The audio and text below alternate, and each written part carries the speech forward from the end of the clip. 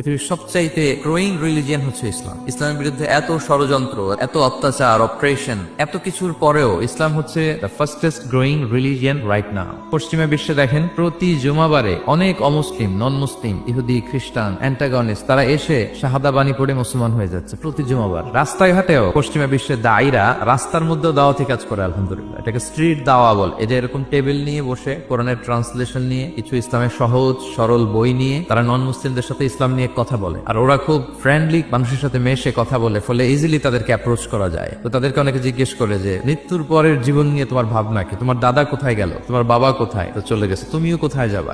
এইভাবে যখন জিজ্ঞেস করে নন মুসলিমদেরকে, তাদেরকে যখন ভাবায়, ভাবাতে ভাবাতে ভাবাতে ভাবাতে ইসলামের বাণীগুলো যখন তাদের সামনে পেশ করে, অনেক খ্রিস্টিয়ান, অনেক জুইশ, অনেক নন মুসলিম ওই রাস্তার ওই স্ট্রিট দাওয়াতেই ওইখানেই ঘোষণা দেয় আশহাদু আল্লা ইলাহা ইল্লাল্লাহ। গোটা বিশ্বব্যাপী ছড়ায় যাচ্ছে। কেউ এর অগ্রগতিকে থামায় রাখতে পারবে না।